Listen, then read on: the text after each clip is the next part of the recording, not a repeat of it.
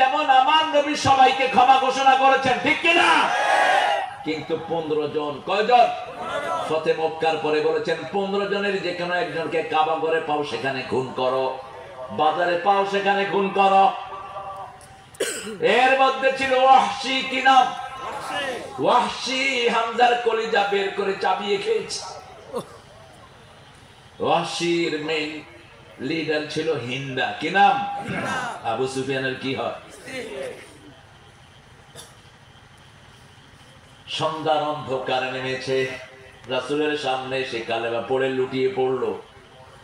রাসূল বলছেন, মানান, কে তুমি? আনা ওয়াহশী, লা ইলাহা ইল্লাল্লাহু মুহাম্মাদুর রাসূলুল্লাহ। কত দামি কালেমা আপনারা পড়েন, এটার চেয়ে দামি কালেমা আকাশে জমিনে আর একটাও নাই, এটার চেয়ে ভারী কালেমা একটাও নাই। কিন্তু এটাকে সদর বদর করে ফেলছে, অর্ধেক অর্ধেক। হ্যাঁ হ্যাঁ, জিকির করে এরপরে নিজের দিকটা ঢুকায়।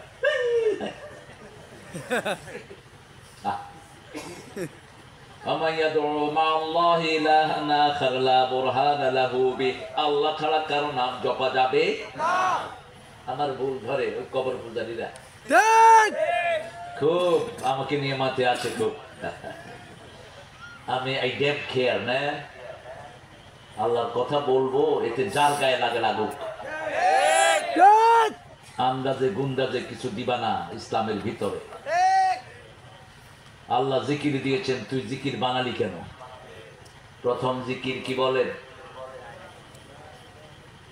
প্রথম জিকির হলো তেলাওয়াতুল কোরআন। কোরআনের অংশ সূরা মুহাম্মদ 19 নাম্বার আয়াত। কত? 19। ফাআলাম আন্নাহু লা ইলাহা আস্তাগফির লিযামবিক। এটা অনুবাদ করেছে মাওলানা মওদুদির বিরুদ্ধে লাগছে। এটা বাংলা অনুবাদ কি? আস্তাগফির লিযামবিক, তুমি তোমার গুনাহের জন্য মাফ চাও। কাকে বলছেন? কাকে বলছেন? রাসূলকে সাল্লাল্লাহু। কিন্তু তার গুনাহ সব মাফ করে দিয়েছেন কে? তাকে মাসুম করে দিয়েছেন কে? কোন সূরায় গুনাহ মাফের ঘোষণা? সূরা ফাত। কোন সূরা? সূরা ফাত। ওয়াফিরা লাকা মা তাকাদ্দামা মিন যামবিকা ওয়া মা তাআখার। আপনার আগের পরের সব গুনাহ মাফ। তাও কেন এরকম করে কাঁদতেন? কেন 100 বার ইস্তেগফার পড়তেন?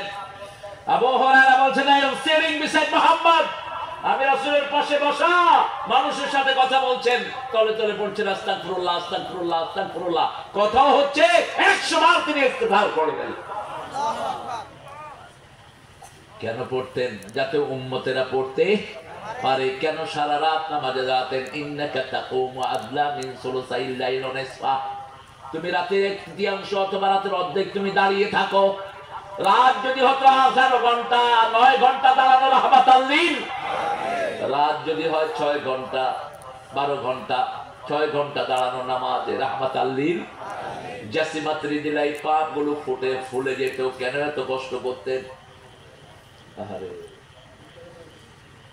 আমি দেখেছি কত শক্ত সামর্থ্য ছিল। আলহামদুলিল্লাহ।